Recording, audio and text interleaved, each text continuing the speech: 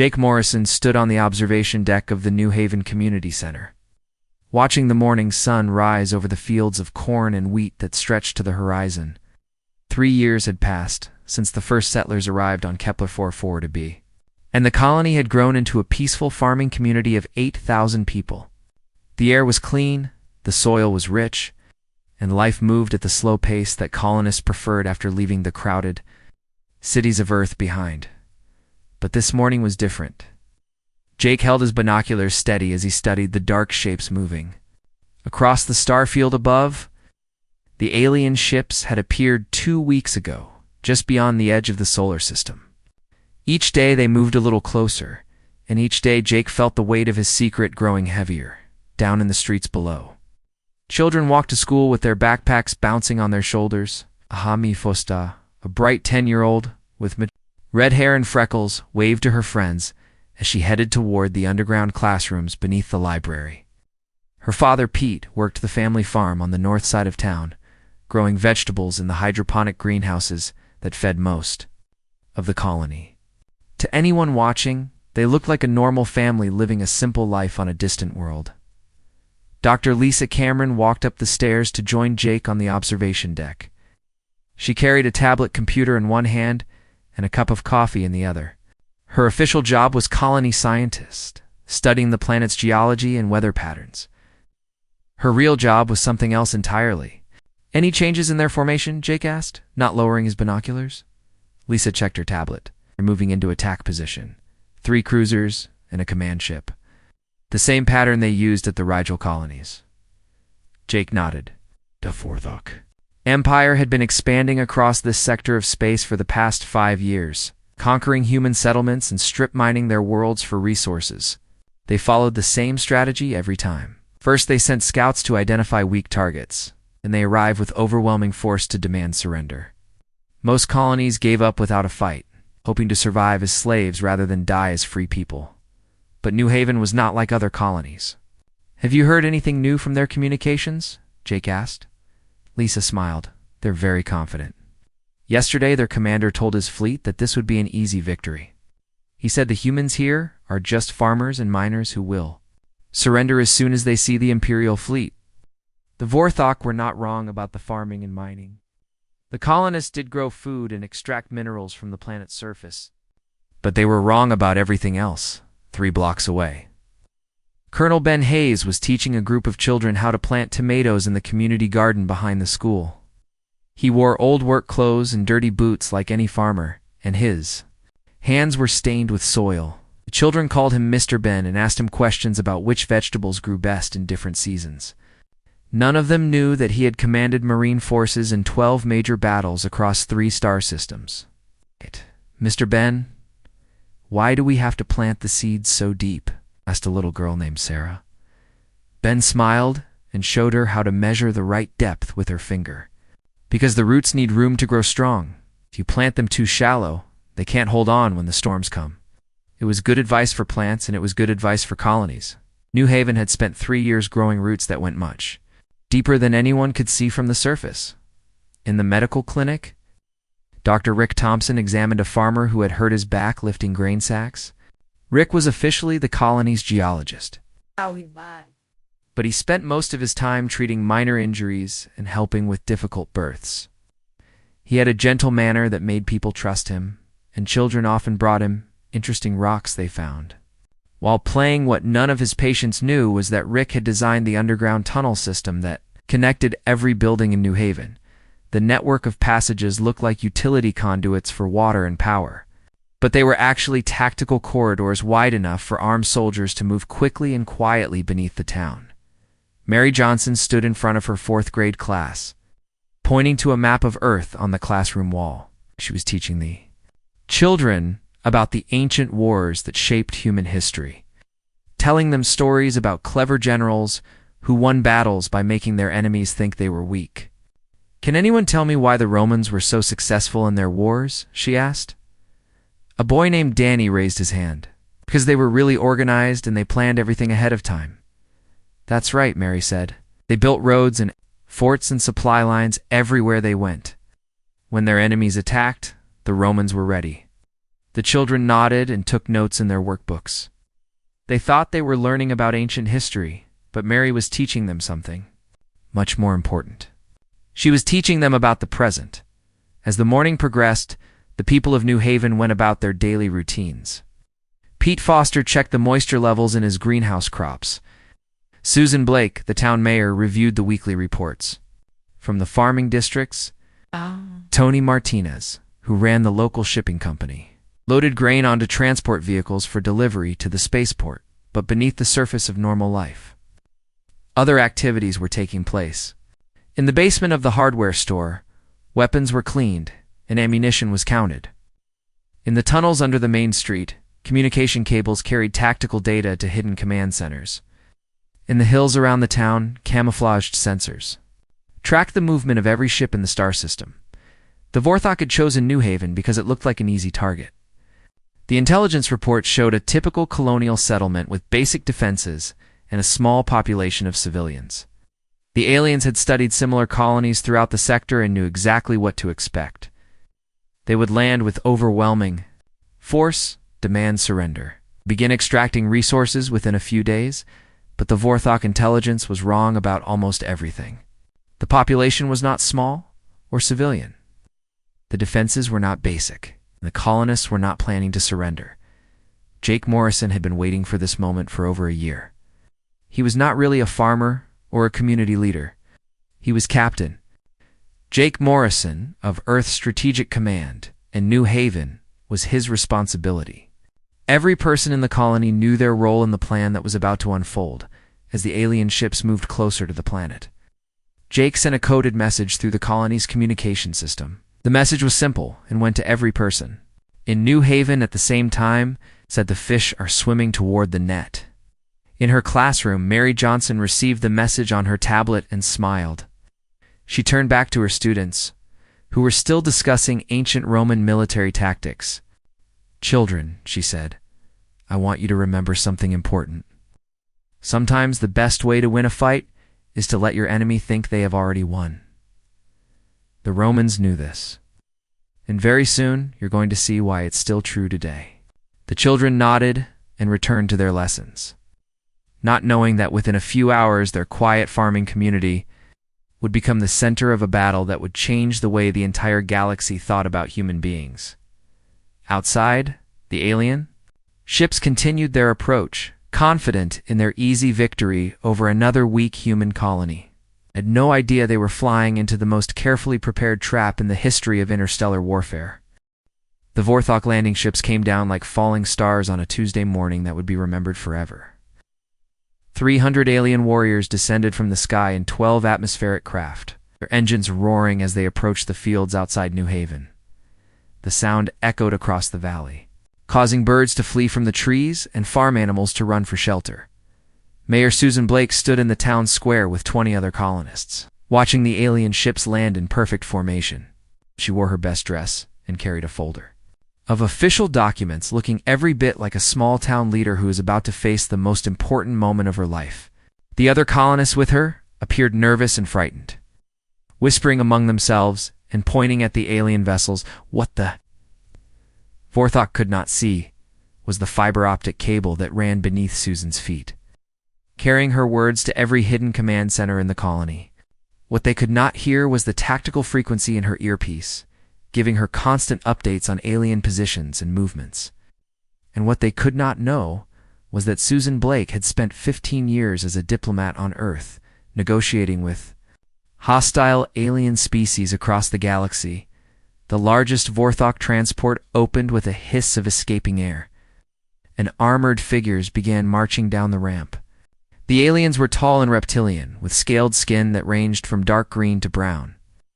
They carried energy weapons and war-powered armor that made them look even more imposing. Their leader was a massive creature with red markings on his face and gold trim on his armor. Top Commander Thex Corvell stepped forward and activated a translation device on his belt. His voice boomed across the town square in perfect English, though it carried the harsh accent of his species. "I am Commander Thex Corvell of the Vorthok Imperial Fleet. You will surrender this colony to the Empire immediately. Resistance will result in the complete destruction of your settlement and the death of all inhabitants." Susan Blake took a step forward, her hands shaking slightly as she clutched her folder. Commander, I am Mayor Susan Blake of New Haven Colony. We are peaceful farmers and miners. We have no weapons and no desire to fight the mighty Vorthok Empire. Dex Corvell studied her with cold yellow eyes. You speak wisely, human. The Empire has use for workers and resources. Those who cooperate will be allowed to live. We need time to consult with our people, Susan said. This is a democracy. We must vote on important decisions. Can you give us 3 days to discuss this with all the families in the colony? The Vorthok commander made a sound that might have been laughter. 3 days, no more. Use this time to prepare for Imperial rule. Attempt to flee or send messages to other worlds, and we will reduce this colony to ash. Susan nodded gratefully. Thank you, Commander. We will not disappoint the Empire. As the aliens established their base camp in the hills overlooking the town, the colonists began what appeared to be a desperate debate about their future. Families gathered in homes and public buildings arguing loudly about whether to fight or surrender. Children cried in the streets as their parents packed belongings and prepared for the worst. But the arguments were carefully scripted, and the tears were part of the performance. Hidden cameras throughout the colony recorded every moment, and the footage was transmitted to the Vorthok base where alien intelligence officers analyzed human behavior and emotions. Dr. Rick Thompson played his role perfectly. He approached the Vorthok base on the second day, carrying geological surveys and mineral samples.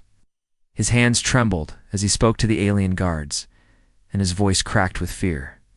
Please, I need to speak with your commander. I have information about the planet's resources. I think it might be valuable to the Empire. The guards brought him to Dex Corvell, who studied the nervous human with interest. Rick spread his charts and samples across a table, pointing out deposits of rare metals and energy crystals beneath the colony.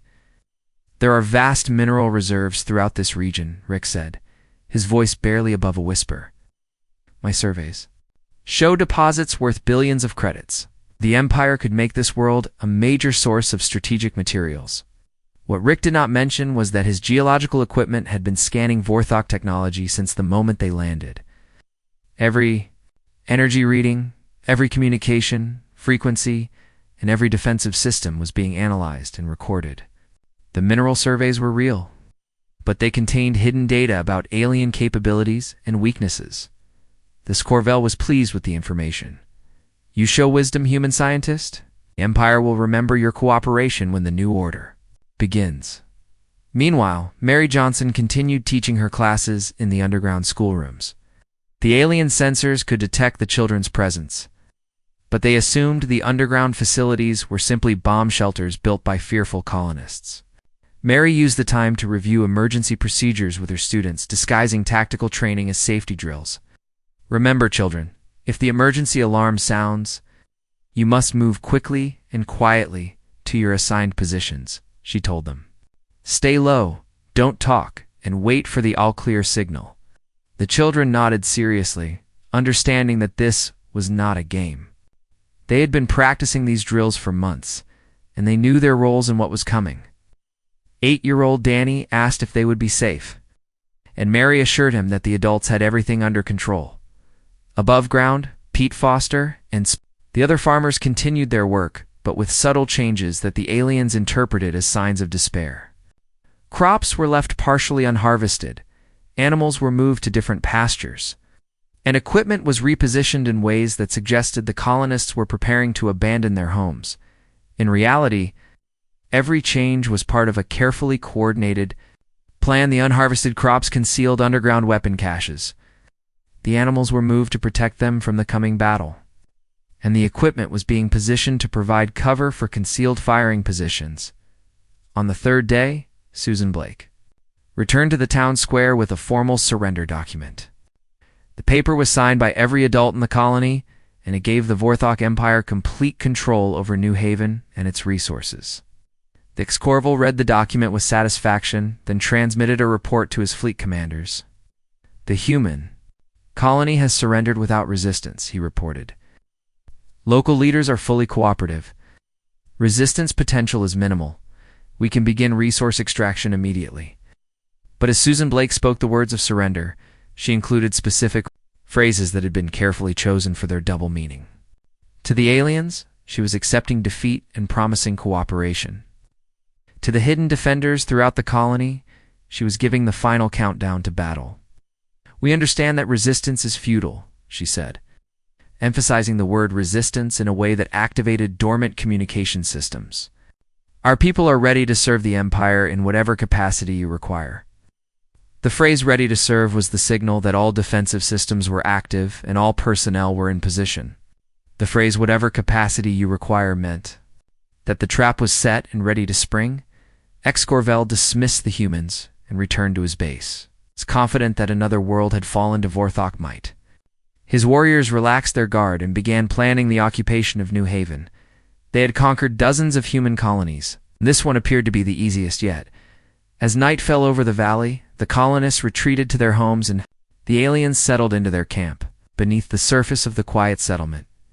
2,000 hidden defenders made their final preparations for a battle that would shock the galaxy and change the course of human history, the Vorthok thought. They had one. They were about to learn how wrong they were. The morning of the fourth day began like any other in New Haven. Children walked to school. Farmers checked their crops, and shop owners opened their businesses. But beneath the surface of normal life, every person in the colony was counting. Down the minutes to the moment that would change everything, Susan Blake walked slowly toward the Vorthok base camp, carrying a white flag in one hand and a leather briefcase in the other. She wore a simple blue dress and walked with the careful steps of someone trying not to appear threatening. Behind her, a small group of colonists followed at a distance, looking like worried citizens who wanted to witness their leader's final surrender to the alien occupiers. Commander Thex Scorvel watched her approach from his command tent. The past 3 days had convinced him that humans were as weak and predictable as Imperial intelligence had reported. The colonists had shown no signs of hidden weapons or military training. Their surrender had been complete and immediate. This would be another easy victory for the Vorthok Empire, Commander Susan said as she reached the camp perimeter. "I have brought the final surrender documents and the resource surveys you requested. Our people are ready to begin working for the Empire immediately." Thex Corvel gestured for her to approach his command post. Around the camp, Vorthok warriors lounged in the morning sun, their weapons stacked nearby. Some were eating breakfast rations while others checked their equipment in a relaxed manner. The easy conquest had made them careless. Susan opened her briefcase and spread documents across the commander's field table. As she spoke about mining rights and labor assignments, her words contained coded phrases that meant something entirely different to the hidden listeners throughout the colony. "Our geological surveys show that the richest deposits are located in grid sections 7, 12, and 15, she said, pointing to a map. To the aliens, she was describing mineral locations. To Colonel Ben Hayes, listening from his command center beneath the school, she was giving the final targeting coordinates for the colony's hidden weapons. "The population is concentrated in residential areas for 8 and 11, Susan continued. Again, she appeared to be providing useful information to the occupying force. In reality, she was confirming that all civilians were safely in the underground shelters and that the surface buildings were clear for combat operations. Dr. Rick Thompson stood nearby, holding his geological equipment and nodding nervously as Susan spoke. His instruments looked like standard survey tools, but they were actually sophisticated jamming devices that had been slowly mapping the Vorthok communication network for the past 3 days. "Commander, if I may," Rick said, his voice shaking with apparent fear, "I've prepared detailed mineral samples for your inspection. Perhaps we could activate the survey equipment to show you the exact depth of the deposits." Scorvel waved his permission, and Rick began operating his instruments. To the aliens, he appeared to be demonstrating the location of underground resources. In reality, he was activating a network of signal jammers that would cut off all communication between the Vorthok ground forces and their orbital fleet. The first sign that something was wrong came when the aliens' communication equipment began producing nothing but static. Thex Corvel frowned and ordered his technicians to check their systems, but the jamming was too complete. Within seconds, the ground force was completely isolated from the ships in orbit. The second sign came from The hills around the base camp, what the Vorthok had assumed were natural rock formations, began to shift and move. Camouflaged panels slid away to reveal the barrels of heavy weapons. Concealed bunkers opened like flowers blooming in fast motion, and armed figures emerged from positions that had been invisible moments before. Lieutenant Alex Carter was the first to show himself. He had spent the past year working as a maintenance technician for the colony's farming equipment, repairing tractors and irrigation systems, while learning every inch of the terrain around New Haven. Now he stood on a ridge overlooking the alien camp, holding a military-grade plasma rifle and wearing the combat armor of an Earth Marine. "Vorthok forces," Alex called through a loudspeaker. "You are surrounded and outnumbered. Surrender immediately, and you will be treated according to galactic warfare conventions." Dex, Corvell roared in fury and reached for his sidearm, but Susan Blake was no longer the frightened colonial mayor she had pretended to be. Her hand moved with the swift precision of a trained combat officer, and the alien commander found himself staring down the barrel of a human pistol. "I wouldn't do that if I were you," Susan said calmly. "Allow me to introduce myself properly. I'm Admiral Susan Blake of Earth Strategic Command, and you've just walked into the most carefully prepared ambush in military history." Around the camp, Vorthok warriors scrambled for their weapons, but they were already too late. The hills came alive with muzzle flashes as concealed positions opened fire with coordinated precision. The aliens had arranged their camp for comfort and easy administration, not for defense against a surprise attack. They found themselves caught in a crossfire from positions they had never suspected existed in the town below. The peaceful farming equipment revealed its true nature. Pete Foster's tractors extended weapon systems from hidden compartments. The irrigation pipes that watered the crops rotated on concealed mounts to reveal missile launchers. Even the grain silos opened panels to deploy defensive turrets that had been built into their structure. Colonel Ben Hayes coordinated the assault from his command. The room was filled with tactical displays and communication equipment that would not have looked out of place on a military starship. Maps of the colony showed every weapon position, every underground tunnel, and every aspect of the defensive network that had been 3 years in the making. "Alpha Team, advance on the north perimeter," Ben ordered into his headset. "Bravo Team, secure the alien transports. Charlie Team, establish a defensive line around the command area." The battle moved with the swift efficiency of a well-rehearsed operation. The colonists had trained for this moment for months, practicing the transition from civilian life to military action until they could make the change in minutes. Teachers became squad leaders, farmers became heavy weapons specialists, and shop owners became tactical coordinators. Mary Johnson emerged from the school with her students, but instead of leading them to safety, she was guiding them to their assigned positions in the colony's defense network. The children were not combatants, but they had been trained as communication runners and medical assistants. Even the youngest colonists had a role to play in the operation. The Vorthok tried to mount a coordinated defense, but their communications were jammed and their leaders were scattered across the battlefield. They had trained to fight other alien species that followed conventional military tactics. They had never faced an enemy that could hide an entire army inside what appeared to be a peaceful farming community. Within 2 hours, the battle was effectively over. Half of the Vorthok ground force had been eliminated, and the remainder had surrendered when they realized their situation was hopeless. The alien warriors who had landed expecting easy conquest found themselves prisoners of the humans they had planned to enslave. Dex Corvell stood in the town square, his hands bound behind his back, staring at the colonists who had deceived him so completely. Children played in the streets around him while their parents cleaned weapons and tended to minor wounds. The transformation from peaceful settlement to military base had been so complete that he could barely believe what he had witnessed. Oh. He asked Admiral Blake, "How did you hide all of this?" Susan smiled and gestured toward the busy colony around them. "We didn't hide it, Commander. We just made you see what you expected to see. Your intelligence told you that humans were weak farmers and miners, so that's what you looked for. You never considered that farmers and miners might also be soldiers." As the sun set over New Haven, the colonists began the task of securing their prisoners and preparing for the next phase of their mission. The trap had worked perfectly. But the real test was still to come. High above the planet, the Vorthok orbital fleet was about to discover that their ground forces had vanished, and they would want answers. The galaxy was about to learn that when it came to humans, nothing was ever as simple as it appeared to be.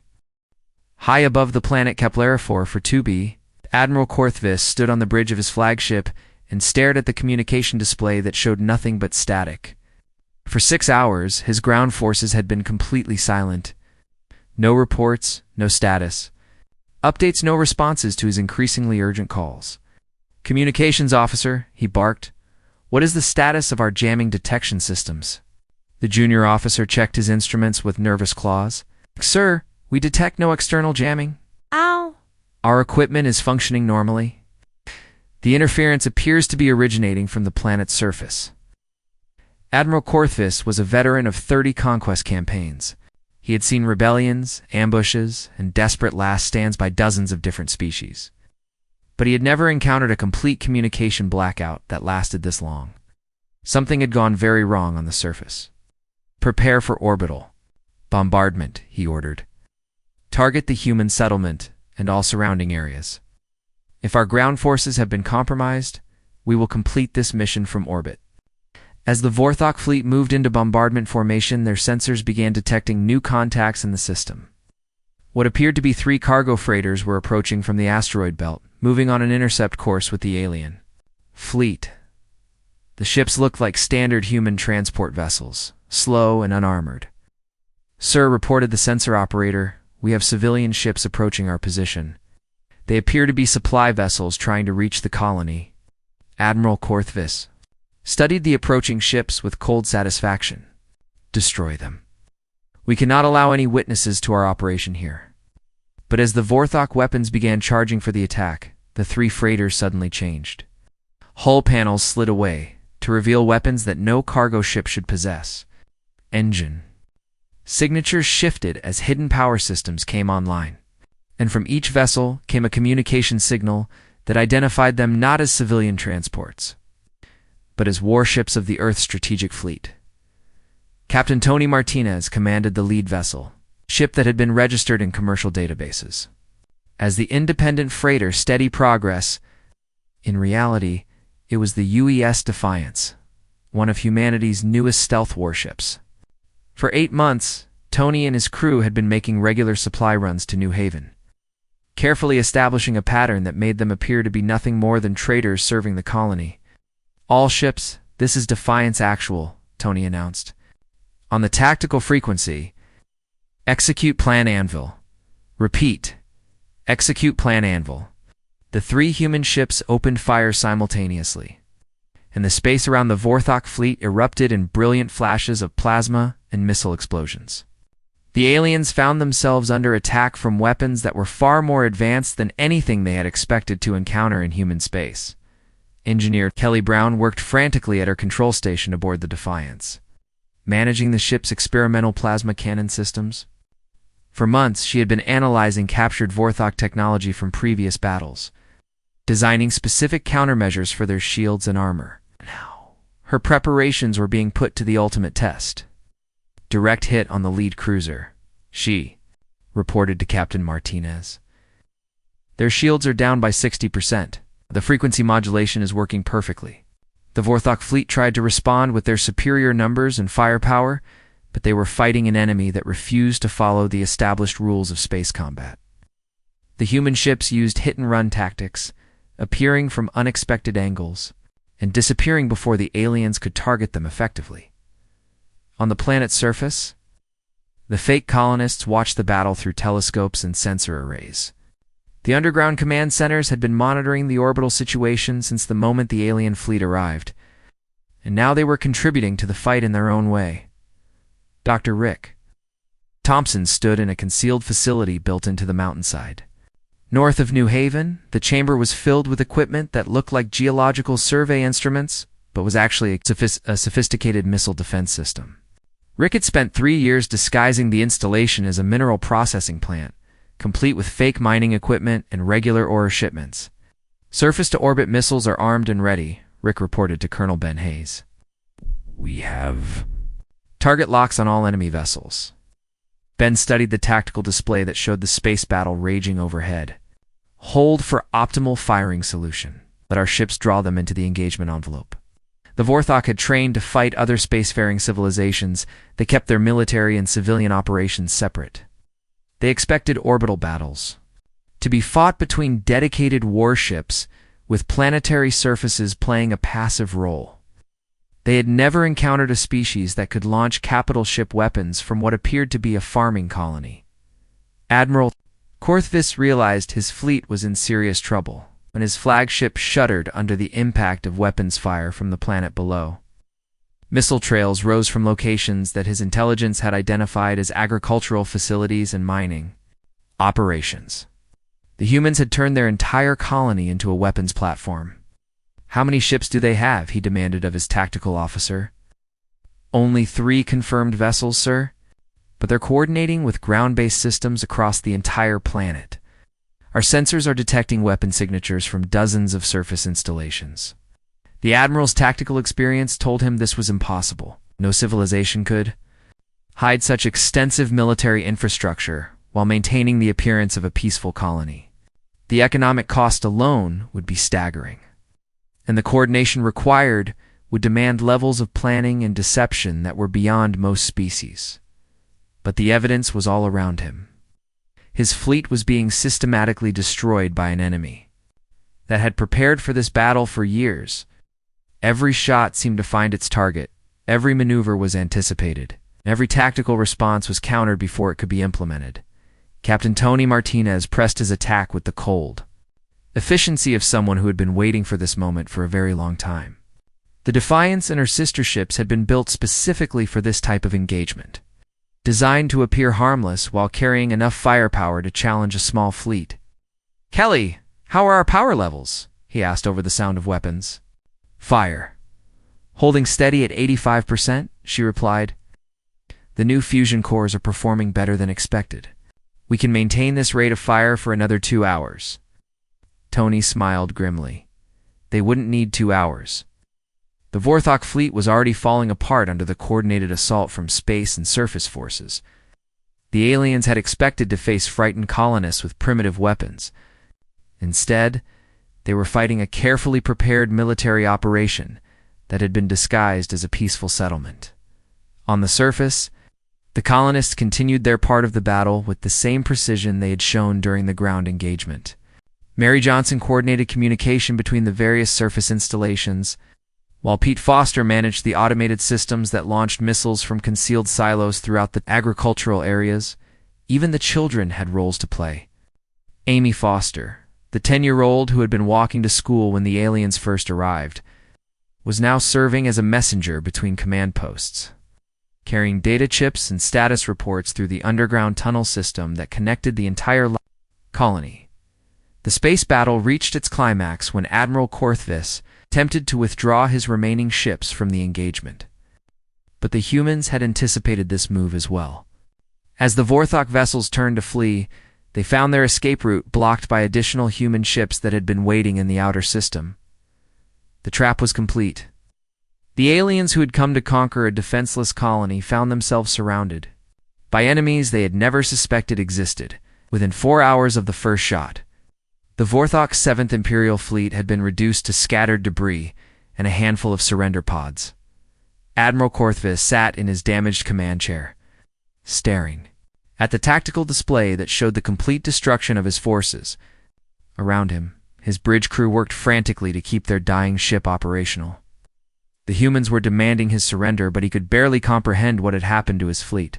"Sir," his communication officer reported, "we're receiving a transmission from the planet. It's the human colony leader." Admiral Blake's voice filled the bridge with calm authority.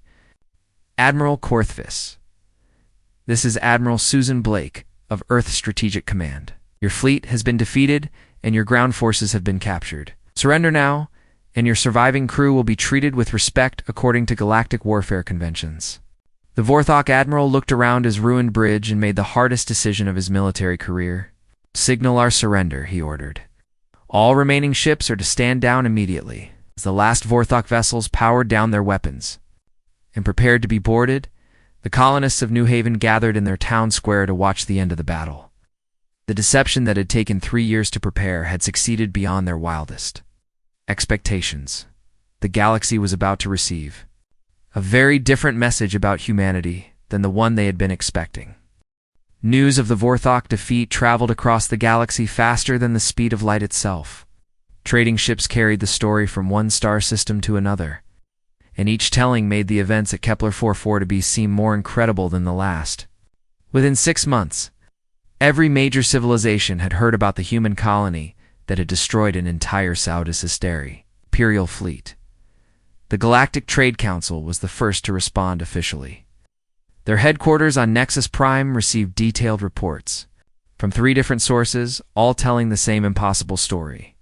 A peaceful human farming community had revealed itself to be a sophisticated military installation that had been planning an ambush for 3 years.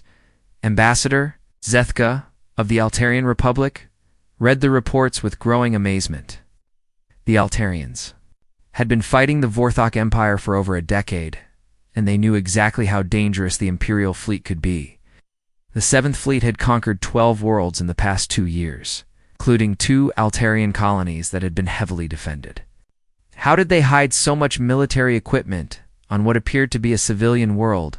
Zethka asked his intelligence chief. According to the survivors, everything was disguised as farming and mining equipment, came the reply.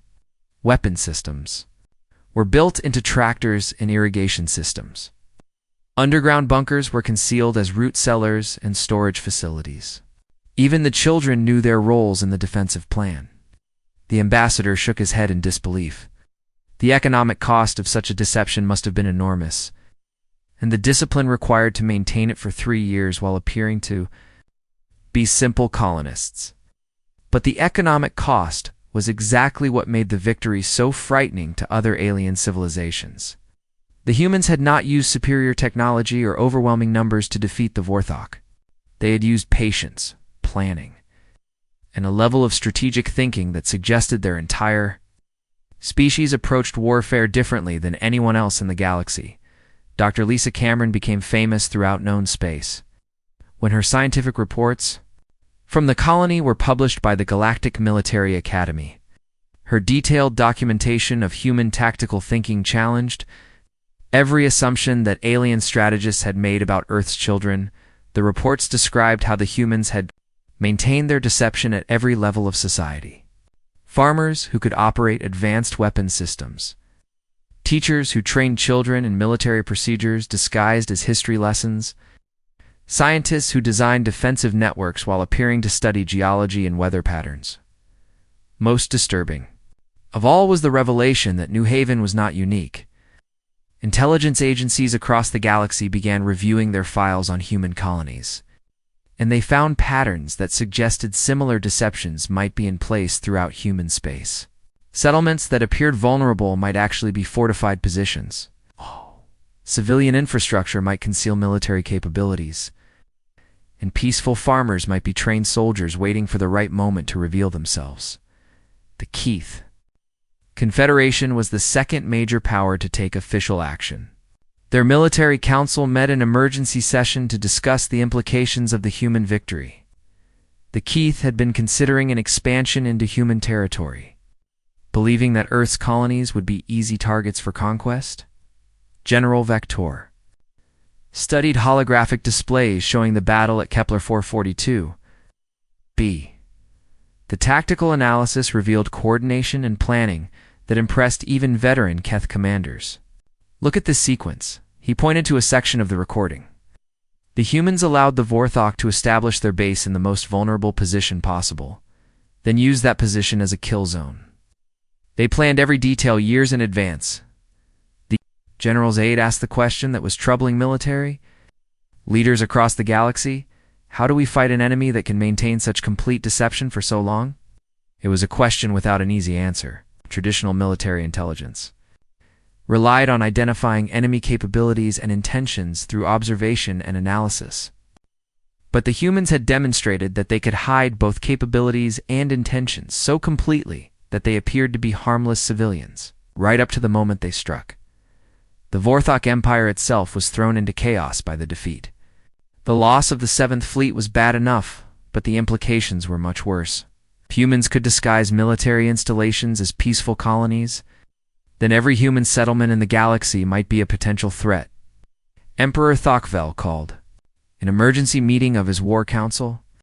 The reptilian ruler had built his empire through conquest and intimidation, but the human victory had shaken his confidence in Vorthok military superiority.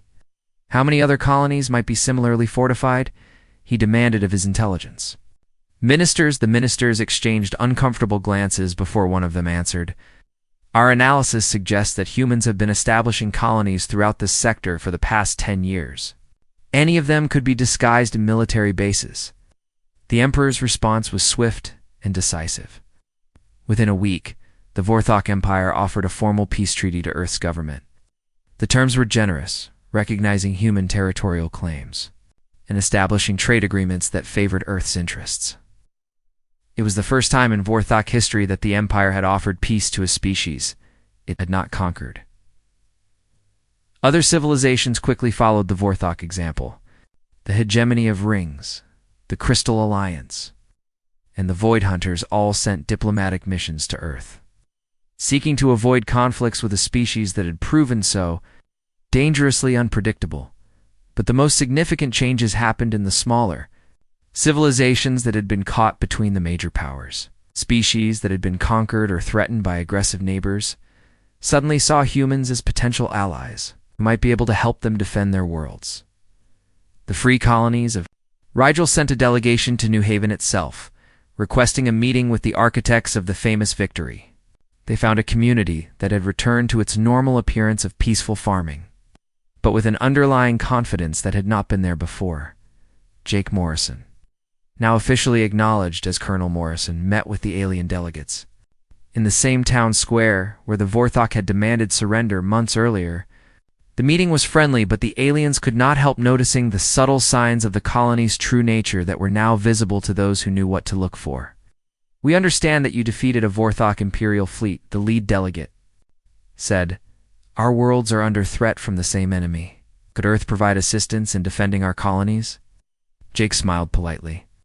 I'm sure our governments can discuss mutual defense agreements, but I should mention that we have many colonies throughout this region of space. Perhaps some of them could offer more direct assistance. The delegates understood the implication. Earth's children were everywhere, and any of them might be capable of the same kind of devastating surprise that had destroyed the Seventh Fleet. Within a year of the battle, human space had become one of the most respected regions in the galaxy. Trade routes that had previously avoided human worlds began making regular stops. Diplomatic missions that had ignored Earth for decades suddenly sought meetings with human representatives. Amy Foster grew up to become one of the most famous military strategists in galactic history. The little girl who had carried messages through underground tunnels during the battle wrote tactical manuals that were studied by species across known space. Her most famous work, The Art of Hidden War, became required reading at military academies from the core worlds to the Outer Rim. Pete Foster continued farming, but his agricultural techniques became the subject of intense study by alien scientists who wondered what other capabilities might be hidden within seemingly innocent activities. His greenhouse designs were copied throughout the galaxy, though few understood the defensive applications built into their structure. Mary Johnson's teaching methods were adopted by educational systems across human space. Her ability to train children in advanced tactical thinking while maintaining the appearance of normal classroom instruction became a model for preparing the next generation of human colonists. The colony on Kepler 440b was eventually converted into a genuine civilian settlement, but it retained its hidden defenses as a monument to the day humanity proved that appearances could be deadly. Tourists from across the galaxy came to see the place where a simple farming community had changed the balance of power among the stars. The lesson of New Haven spread far beyond military circles. Scientists, traders, diplomats, and explorers all learned to approach human settlements with a new level of respect and caution. The galaxy had discovered that when dealing with Earth's children, nothing was ever as simple as it appeared to be, and, in the vast expanse of space, other human colonies continued their quiet work, tending their crops and teaching their children. waiting patiently for the next species to make the same mistake the Vorthok had made. The galaxy was a dangerous place, but humanity had proven that patience and preparation could be more powerful than the largest fleet or the most advanced weapons. They had thought it was just another colony. The galaxy would never make that mistake again.